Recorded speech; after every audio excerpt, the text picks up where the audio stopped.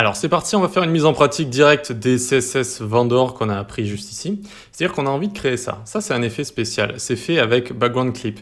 J'en ai parlé dans la vidéo précédente, il y a marqué sur Can I Use que c'est bien supporté, mais on va voir que au final, notre petit Chrome ici ne supporte pas super bien background clip. Et donc comment y remédier? Donc on va faire cet effet, c'est-à-dire qu'on va avoir du texte et en fait on va avoir un fond comme ça, on va avoir un fond. Le fait est qu'on va donner une background image à notre titre H2 ici, avec une couleur, un dégradé linéaire d'ailleurs. Donc ça va faire ce dégradé derrière, et on va faire background clip, on va clipper mais juste le texte en fait. On va faire en sorte qu'on enlève le background et on garde juste le texte avec le background dessus. Ça donne cet effet plutôt sympa. Donc comment on fait ça? Déjà on va là, on fait un petit H2, tac, et on va mettre découvrez nos valeurs. Pour ceux qui ont fait ma formation sur créer un site de A à Z, c'était dedans. Hop, donc on va venir ici, on s'enlève tout ça, et notre H2, du coup, on vient ici, on va le styliser tout simplement. On va lui mettre un font size de 65 pixels. Voilà, text transform uppercase, ça le met en majuscule. C'est vrai qu'on aurait pu aussi l'écrire en majuscule directement, mais c'est pareil. Font weight 700, ensuite on va lui mettre un display block, même si c'est déjà display block, donc il n'y en a pas besoin. Les aléas du direct. Ensuite, on va faire ici un background image.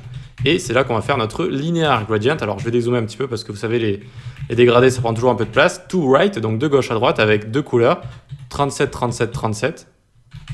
Et COB 283. COB 283. Et regardez, ça nous a fait un fond ici. Background image, en fait, ça a créé une image, si vous voulez, avec en fond notre dégradé linéaire ici.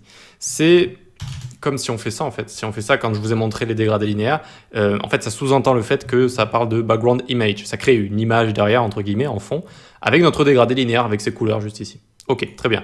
Allez, maintenant on va tenter des choses, on va tenter, normalement on fait background clip texte, pour qu'on garde normalement juste le texte, on garde juste le texte et on cache le fond.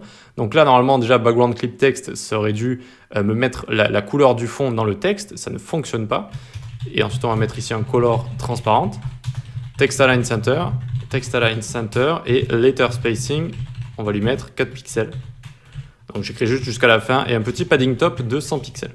On voit que ça ne fonctionne pas. Et en fait, le but, c'était de rendre le texte transparent et de lui mettre background clip text pour que le fond s'affiche seulement sous le texte. Et vu qu'on lui aura mis transparente, eh bien on verra juste le fond et donc on verra juste notre dégradé linéaire sous le texte. C'est ça en fait le but de cette création ici.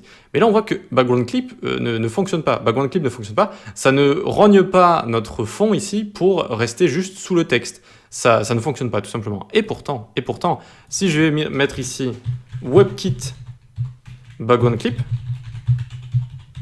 texte, tadam, ça va fonctionner. Ça va fonctionner. On a forcé la main du navigateur, si vous voulez, on a forcé la main de Chrome ici à accepter une valeur de propriété qui est encore, entre guillemets, expérimentale, qui est encore en train de subir quelques textes.